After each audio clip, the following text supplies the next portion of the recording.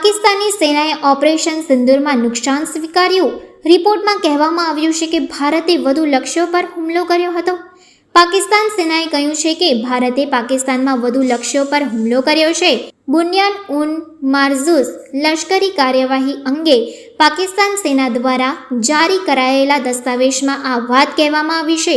આ દસ્તાવેજમાં 7 સ્થળોની વિગતો આપવામાં આવી છે જ્યાં ભારતીય વાયુસેના અને સેનાએ અગાઉ હુમલા કર્યા હતા। પાકિસ્તાની સેનાએ કહ્યું કે તેણે ગુજરાતના સિંધમાં પેશાવર, ઝાંગ, હૈદરાબાદ, પંજાબમાં બાવલનગર, અટોક અને ચોરમાં પણ હુમલા કર્યા છે। ઓપરેશન સિંદૂરના ભાગરૂપે થયેલી અથડામણમાં ભારતીય સેનાએ પાકિસ્તાન વાયુસેનાની હવાઈ ક્ષમતાઓને ભારે ફટકો પડ્યો હોવાના અહેવાલ છે।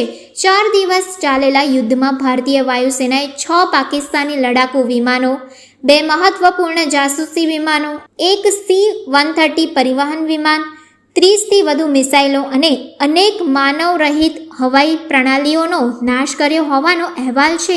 26 એપ્રિલે પહેલગામમાં થયેલા આતંકવાદી હુમલામાં 26 પ્રવાસીઓની હત્યા બાદ ભારતે ઓપરેશન સિંદૂર શરૂ કર્યું હતું।